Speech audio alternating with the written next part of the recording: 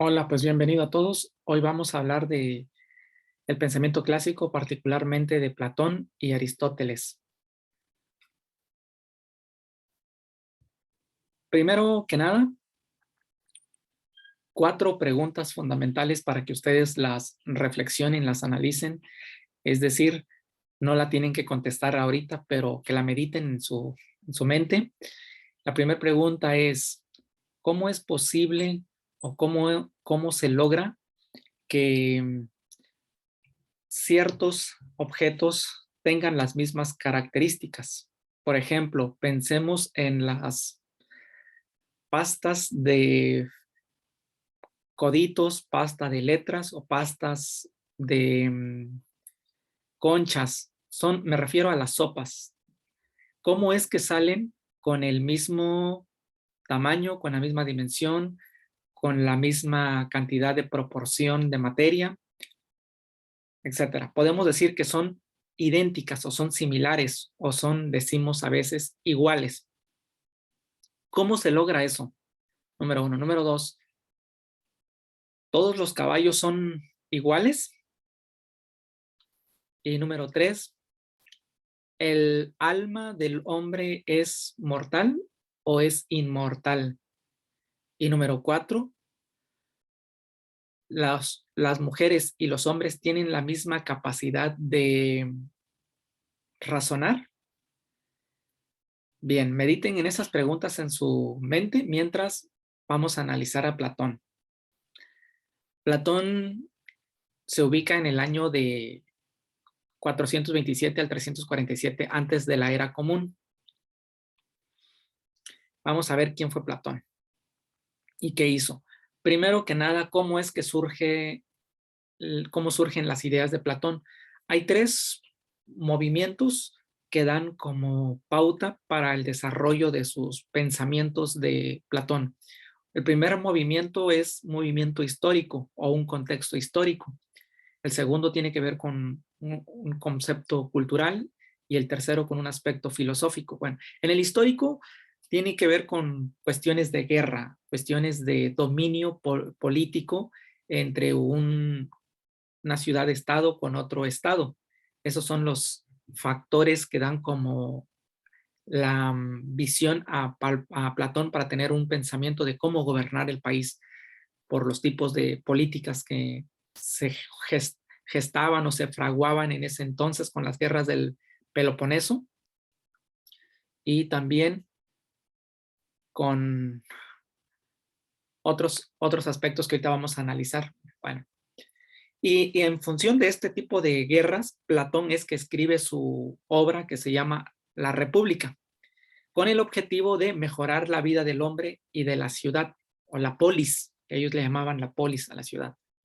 Pero surge a raíz de este movimiento de guerra, de movimiento de lucha o batalla que hay entre Esparta y, y los tiranos, ¿no? Bueno, vamos a continuar. En cuanto al movimiento cultural, por ejemplo, se gestan muchos elementos disparadores o detonadores también del pensamiento platónico. Aquí se habla más bien de la literatura. Pensadores o escritores de la dramaturgia, por ejemplo, como Sófocles, Eurípides y Edipo, son de los más destacados. De hecho, fueron los primeros en escribir obras de teatro, ¿sí?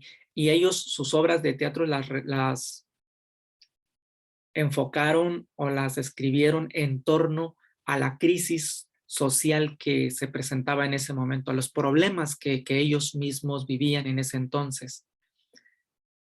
El Edipo, por ejemplo,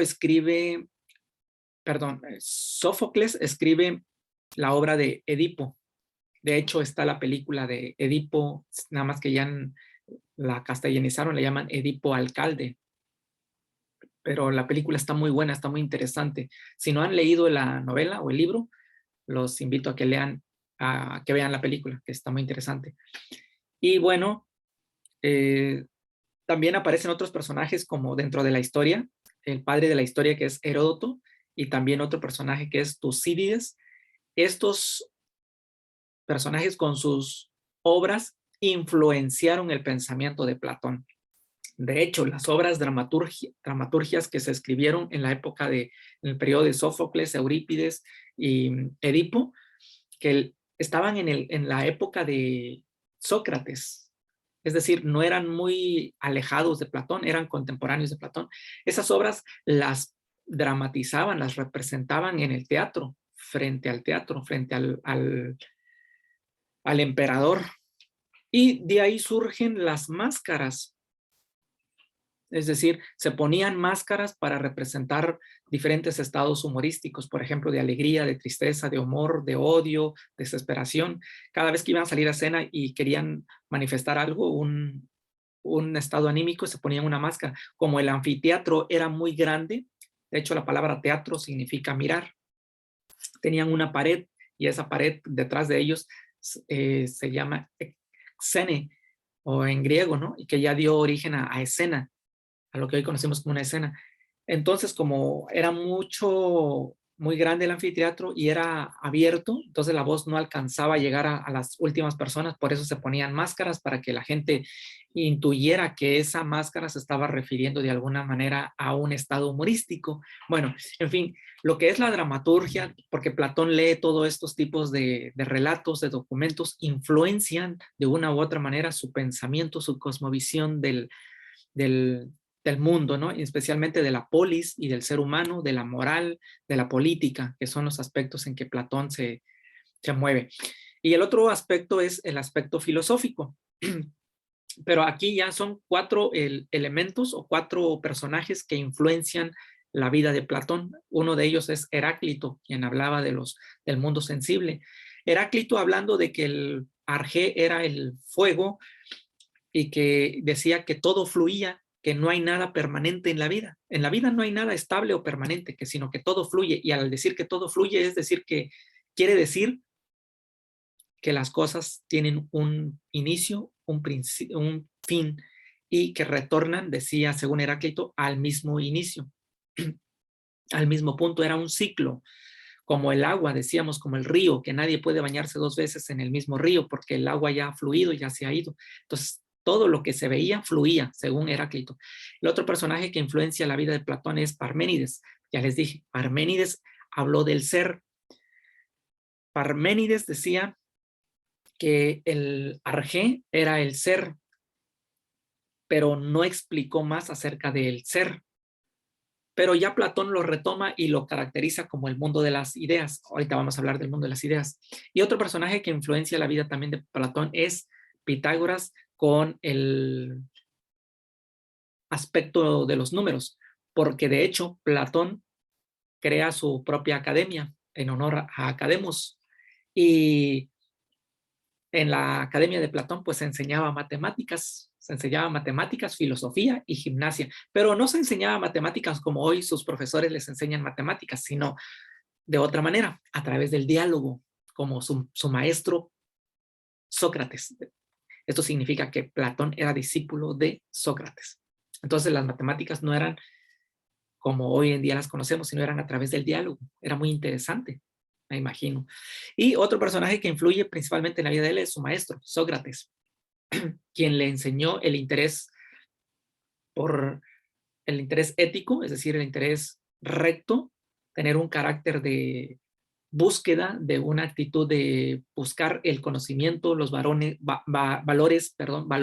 perennes, los valores universales, eternos, aquellos que son inamovibles, aquellos valores que no cambian, sino que van trascendiendo con el tiempo. El intelectualismo moral fue otro de los temas que se abocó Platón.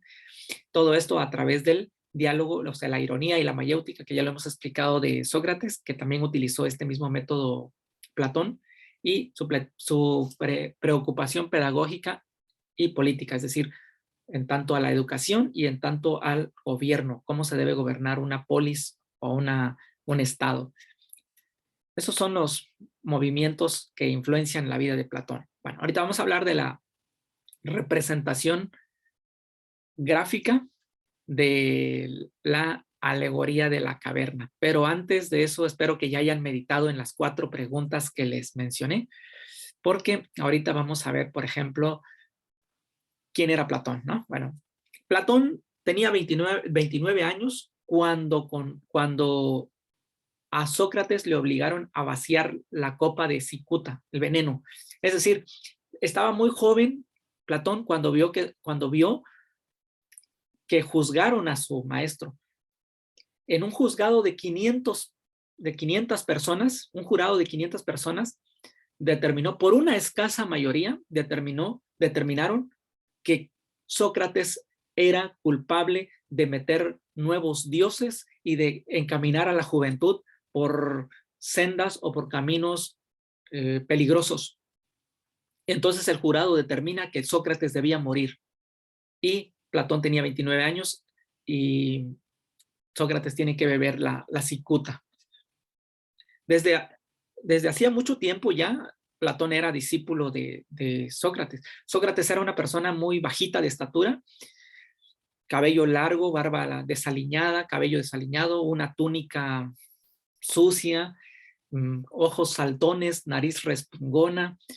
Y Platón era todo lo opuesto. Platón se dice que era un chico esbelto, atractivo, guapo para la época de ese tiempo, el modelo estético de ese tiempo. Bueno, y entonces Platón sigue el ejemplo, sigue la metodología o el método de su maestro para poder discernir el conocimiento. Bueno, para Platón, la muerte de Sócrates constituiría una clara expresión, dicen algunos teóricos, del contraste que puede haber entre la relación fáctica o la situación fáctica. Fáctica hablamos de hechos, ¿no? De la sociedad, de lo que es verdadero o ideal y de lo que es falso, ¿no? O de lo que es una realidad ficticia. De hecho, haciendo una alusión un poquito rápidamente a lo que es Sócrates y Jesucristo, o Jesús de Nazaret, mejor dicho, tuvieron la misma forma de llegar hasta su último momento dentro de su teoría, ¿no? De cómo mueren. Por ejemplo, a Sócrates lo envenenan, a Jesús de Nazaret lo crucifican, pero los dos, Sócrates y Jesús, tuvieron en el último momento de su vida, tuvieron la oportunidad de retractarse. O sea, les dieron esa oportunidad de que se retractaran, de que era mentira, de que era falso todas esas enseñanzas que estaban dando. Y al contrario, los dos murieron defendiendo sus ideales y sus creencias. Eso significa que por eso sus doctrinas adquirieron mayor partidario porque convencieron. Si se hubieran retractado, se hubieran dicho, no, pues es una doctrina falsa y hoy en día no creyéramos en eso. Entonces, eso es un comparativo, ¿no? Bueno, Sócrates no escribió nada o ni siquiera un artículo, todo lo hizo su maestro, su discípulo Platón. Bueno, Platón ya les había dicho que puso su nombre de una academia en la Acrópolis, en el Olimpos, ahí en la cima de la montaña, ahí expuso su academia en honor a Cademos, que era un héroe mitológico. Y bueno, pues ya les dije que se enseñaba allí. Ahora vamos a tratar de responder estas preguntas que les mencioné al principio, porque tienen que ver con Platón. La primera pregunta era, ¿cómo es posible que las pastas salgan del mismo tamaño y sean idénticas? O pensemos en otros objetos como los celulares, como también podríamos decir los cepillos de dientes, podríamos poner como ejemplo las prendas de vestir o cualquier otro objeto, ¿no? Y las podemos ver y parecieran ser idénticas o iguales. Bueno, a esto Platón nos da una respuesta. La respuesta se encuentra en el mundo de las ideas. ¿Qué es esto del mundo de las ideas? Bueno, en el mundo de hoy aún no se logra dilucidar o llegar a un consenso real de qué es eso del mundo de las ideas o dónde está eso del mundo de las ideas. Pero vamos a tratar de ponerlo en en una mesa para que ustedes también puedan analizar y sacar su propia conclusión. Parménides decía que el ser era lo más importante, que era lo más, que era la causa, que era el sustrato, que era el origen o el arjé del mundo. Entonces Platón se pone a estudiar a Parménides y dice, eso del ser tiene que llamarse de otro nombre, tiene que ser otra cualidad. Y entonces él empieza a decir, bueno, hay elementos, objetos en la naturaleza que son muy similares, que son iguales, pero todo esto fluye, y vuelve a Heráclito, todo esto fluye, es decir, envejece, se enferman, mueren, los árboles se llegan a ser viejos o hay una catástrofe, caen, se destrozan, se pudren, mueren, queda vacío, vuelve a resurgir otro árbol de una semilla, como los cedros o como los pinoabetos, que vuelven a salir y vuelven a surgir cuando se quema un bosque de las semillas de los pinos, vuelve a su resurgir. Entonces pensaban, pero debe haber algo del cual hayan salido. Y entonces llegó a la conclusión de que había un molde del cual fueron hechos todos estos objetos. Por ejemplo, las pastas, las sopas de fideo, las sopas de codito, tienen que haber un molde, es decir, un pastelero, una persona que se encarga de hacer ese tipo de alimentos, inventó un molde y vació la harina, hizo la mezcla, los puso al fuego y los retiró. Y la cocción nos muestra que todas las pastas salieron del mismo tamaño, el mismo color, mismo grosor, la misma cantidad en cuanto a contenido. Y bueno, el molde es realmente, pensando, ¿no?, el original.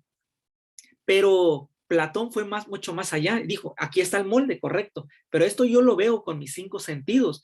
Este molde va a llegar un tiempo en que se va a poner endeble, frágil, sucio, se va a oxidar y con el tiempo pues se va a deteriorar y como es materia se va a degradar y va a quedar en la nada. Todo fluye y todo se va. Y bueno, se fue, entonces no es lo original. ¿Dónde está lo original entonces? Entonces ese molde no es lo perfecto, no es lo eterno, no es lo inmutable, lo que no cambia. Entonces Platón buscaba lo que fuera eterno, lo que fuera inmutable, lo que no cambiara. ¿Qué será? Y llegó a la conclusión con Parménides de que ese ser que él hablaba era ni más ni menos que las ideas. Platón le llamó al ser, le llamó ideas. Entonces, en la idea del pastelero, en la idea del ser humano, está ese molde que es eterno, que es inmutable, que no cambia y que es hermoso, según para Platón. Es lo bello, porque ahí reside esa idea. Es decir, esa idea no cambia. Voy a poner otro ejemplo. Yo les paso ahorita un montón de piezas de Lego, ¿ok? Pero esas piezas de Lego son para formar un caballo y son de plástico. Entonces, les doy tantos minutos y ustedes en 5 minutos ya me tienen armado el caballito con las piezas de Lego. Ahora les digo, desbarátenlo, es decir, que desordénenlos y lo empiezan a desordenar y revuélvanlos y métanlos en una bolsa y revuelvan. Ahora, para que se forme el caballo, con las piezas de Lego nuevamente, les pongo el ejercicio, vuelvan a formar, no se van a conmoverlas o agitarlas, no se va a formar el caballo, o quiere decir que no se ha desintegrado, se desintegró el caballo. Ahora, para formar el caballo, tienen que volver otra vez ustedes a ensamblar pieza por pieza de Lego. Pero ¿cómo es que ustedes llegan a armar el caballo? Porque aquí en su mente ustedes tienen la idea, la representación mental de lo que es un caballo. Y eso no va a cambiar, eso no se lo pueden quitar. A ustedes le pueden quitar las piezas del Lego, les pueden destruir su Lego favorito, donde estaba, de lo que es para armar el caballo. Pero en su mente siempre van a tener la imagen más perfecta de lo que es un caballo. Es como nos decían, nos pueden quitar nuestra libertad metiéndonos a la cárcel, pero si tú tienes en tu mente todas las ideas y ahí estás vivo con lo que lees, con lo que has escuchado, ahí estás vivo, ahí tienes tu libertad. Entonces Platón se fue a eso, a las ideas, que ahí residía lo perfecto, lo eterno. Y como si ya resolvimos la primera pregunta, la segunda pregunta que les planteé al inicio de ¿todos los caballos son iguales? La podemos resolver de la misma manera.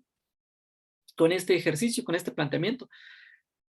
Todos los caballos son idénticos, son iguales aparentemente, aun cuando sean caballos blancos, cuando sean caballos moros, cuando sean caballos bayos, cuando sean caballos color rojizos con manchas blancas, independientemente, pero los caballos tienen 4 patas, naturalmente que pueden haber caballos cojos que puedan tener 3 patas, pero tenemos la idea y la forma de que ese es un caballo que tiene crin, que tiene la trompa alargada, que relincha.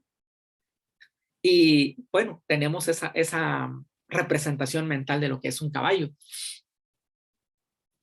Pero el caballo envejece, se enferma, o pueden envenenarse, o puede morir.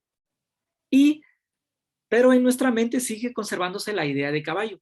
Ese concepto, esa representación mental que nosotros tenemos en nuestra mente, se llama ideas. A eso Platón le llamó el mundo de las ideas.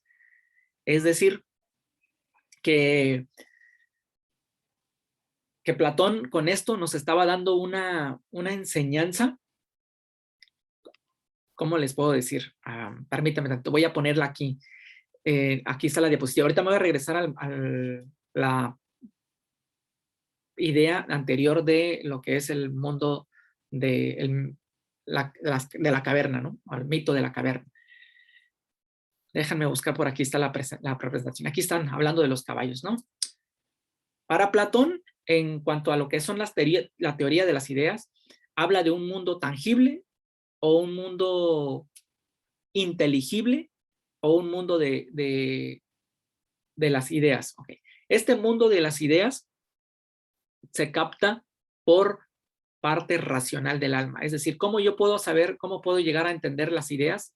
Solamente a través de la razón. Y la razón reside en el alma, que eso es lo que vamos a hablar al ratito. Bueno, pero por otro lado está el mundo sensible de las cosas. Y cuando digo sensible no me refiero a que sea una persona muy sentimental. No, sensible se refiere a los sentidos, a los 5 sentidos que tenemos, que nosotros podemos percibir, oír, tocar, oler, gustar, etc.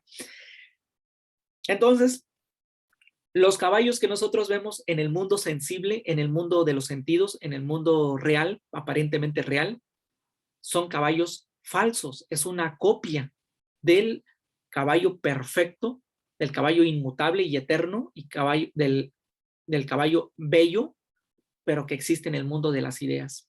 Ese es el mundo inteligible, donde no se puede tocar el concepto en sí. Pero en el mundo sensible sí lo podemos tocar, lo podemos ver, lo podemos escuchar, lo podemos gustar y lo podemos oler. Pero estos objetos en la vida real, aparentemente vida real, son múltiples, corruptibles y son mutables. Al decir que son mutables, quiere decir que cambian de forma. Ahorita están jóvenes, o nosotros estamos jóvenes, el día de mañana envejecemos, vamos cambiando, esa es nuestra mutación, y un día perecemos o fenecemos, es decir, morimos. Son corpóreos, tienen un cuerpo, están hechos de materia, y la materia dice que nada, todo se destruye, o como está el dicho eso de la materia, pero en realidad es que todo fluye y todo se desintegra cuando es materia, y todo eso es falso para Platón. Entonces, lo verdadero, lo real, está dentro del mundo de las ideas. A eso se refería Parménides, al mundo del ser, al mundo de las ideas, la idea del caballo. Y bueno, esto es como la representación del mundo de las ideas, de lo que para Platón significa los caballos, ¿no? Entonces, ¿entendemos que todos los caballos son iguales? Sí, aun cuando tengan 3 patas, aun cuando tengan todos estos, en realidad son los mismos, pero son falsos. O nosotros cuando nos paramos bajo el sol, proyectamos una sombra. Nuestra sombra es una proyección de lo que somos nosotros, pero falsamente, no representa lo que nosotros somos. O una fotografía nuestra no dice todo lo que somos, es algo falso, es mucho más bello una persona en realidad que la propia foto. Bueno, ahora con eso del Photoshop y con todo eso de las ediciones de las fotografías, pues la gente se puede poner más guapa, pero es una falsedad, sigue siendo una falsedad. Esto es en cuanto al mundo de las ideas. Ahorita vamos a pasar al alma, y vamos a ver si hombres y mujeres tienen la misma capacidad de razonar. Pero nos vamos a regresar a la diapositiva anterior. Aquí, la representación gráfica de la alegoría de la caverna.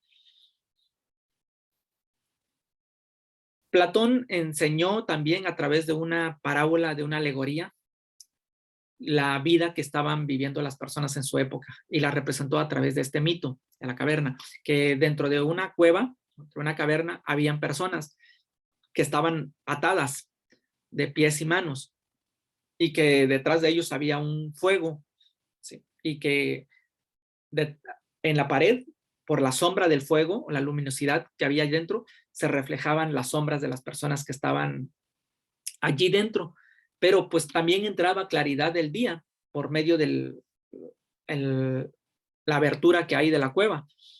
Y solamente podían ellos ver las sombras de los árboles, de los pájaros que pasaban por allí volando, pero eran sombras. Y para ellos eso solamente era la verdad o la realidad, todo lo que veían. Y eso era lo que existía, según para ellos, ¿no?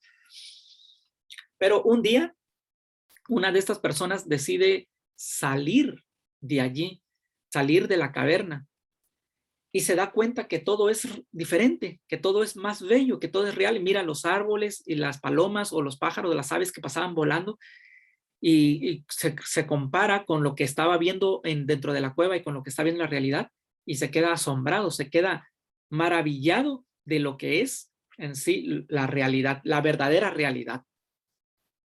Bueno, entonces, en esta alegoría, Platón nos está mencionando o nos está haciendo ver las cosas de hoy en día. ¿Qué es? El mundo de las sombras, el mundo que veían allá adentro en la caverna, simboliza para Platón el mundo físico de las apariencias de nosotros hoy en día. Y la escapada o el escape que de una persona hacia el mundo soleado, hacia el mundo real, que se encuentra en el exterior de la caverna, simboliza o representa para nosotros hoy en día la transición hacia el mundo real, hacia el mundo de las ideas, hacia el mundo verdadero. ¿Y qué pasa con esto de la alegoría? Esto de la alegoría la escribió por una razón muy importante.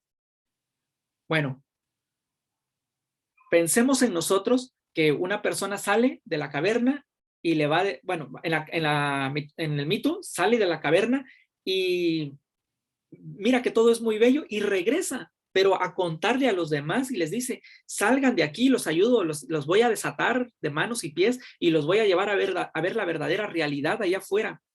¿Y qué creen que hace toda la gente que está allá adentro en la caverna? Al momento que los desatan, lo matan porque no le creen y le dicen, no, eso que tú nos estás diciendo no existe, eso es falso. Esto es la verdad, lo que ya estamos viendo aquí, lo que ya habían visto cientos y cientos y cientos de vidas, ¿no? O de veces, mejor dicho. Es decir, se habituaron. Y una de las cualidades que debe tener un psicólogo, un filósofo, perdón, es no habituarse a las cosas, es decir, no dar por hecho las cosas. Todo lo que tú ves te debe hacer ruido. Si tienes capacidad de la filosofía, te debe hacer ruido, te debe molestar. Molestar en el sentido de que te debe generar disonancias para que lo cuestiones. Entonces, ellos ya estaban habituados a ese mundo que veían ahí adentro y decían que eso era lo verdadero, entonces lo matan. Eso era lo que pasó con Sócrates, con su maestro. Por eso escribió esa alegoría en razón a su maestro Sócrates, porque Sócrates vino y empezó a cuestionar a todos, a los políticos, a los gobernantes, a los empresarios que habían en ese tiempo, comerciantes, a los académicos supuestamente, a toda la gente lo empezó a cuestionar, les empezó a molestar, los enfadó con sus preguntas retóricas que le hacía, los enfadó, y por eso la gente dijo, estaban harta de Sócrates, que ya no los dejaba en paz. Fue lo mismo con lo de la caverna.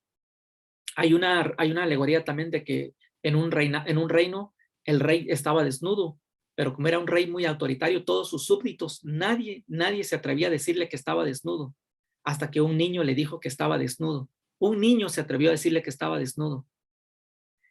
Ese niño simboliza, es una alegoría de Sócrates. Sócrates le vino a decir a todos los demás en el error que estaban. Entonces, pasa lo mismo hoy en día. Tú hoy en día estás estudiando, llevas una formación, te gusta leer y vas y le cuentas a tu amigo, a tu amistad, a tu vecino, a un hermano, lo que sea, y mira que hay que conocer esto y lo otro, y que te dice, no, no me molestes, déjame ver mi partido de fútbol, aquí está todo bien tranquilo, aquí está cómodo, esta es la realidad, esta es la vida. Entonces la gente hoy está telenovelas, revistas, fútbol, y están entretenidos en ese mundo, pero no se dan cuenta de que hay muchas cosas más que tenemos que desarrollar nuestro espíritu, nuestra alma, nuestro razonamiento. Esa es la representación alegórica del mito de la caverna de Platón. Eso es lo que nos deja a nosotros como enseñanza. Bueno, espero que esto de la alegoría de la caverna haya quedado un poquito claro y si no me lo comentan ahorita aquí en el chat. Entonces, para ir resumiendo esto de la teoría de las ideas. La teoría de las ideas está basada en la teoría de la realidad, en la teoría del conocimiento, en la teoría del alma y también en la ética y la política, que es lo que también vamos a hablar ahorita. Esto ya lo explicamos. Bueno, el mundo de la idea ya lo comentamos, ¿ok? Es lo real, es lo perfecto, ¿ok? Es conforme al modelo que están hechas las cosas. El mundo sensible tiene que ver con los sentidos, es una copia del mundo de las ideas. Ha sido tomado del mundo de las ideas o del molde. Es imperfecto, es mutable, cambia, es perecedero, muere y es múltiple. No tiene una sola forma, tiene muchas formas. Esto es en cuanto a la teoría de la realidad. Y en cuanto a la teoría del conocimiento, es el conocimiento sensible, es un dualismo, ¿no? Hay un dualismo, dos tipos de conocimiento. El sensible solo nos ofrece la apariencia de la realidad, es imperfecto, es engañoso, solo nos permite adquirir opiniones. A esto Platón le llama doxa. Cuando tú quieras decir una opinión, se le llama doxa. Voy a emitir mi doxa, es la opinión. Por otro lado está la episteme. La episteme es el conocimiento intelectual. Este nos ofrece la verdadera realidad. ¿Es cierto? ¿Es fiable o confiable? ¿Hace posible la ciencia? Porque se fundamenta en la razón. A esto se le llama episteme, ciencia o razón. Entonces, esas son las dos diferencias, ¿no? En el conocimiento sensible nos llegan imágenes, que es la eicasia o la pistis, son creencias e imágenes que nosotros tenemos. Y en el conocimiento intelectual no hay creencias, no hay imágenes, hay discursos, hay ideas, el nous y la dianoia. Permítame tantito.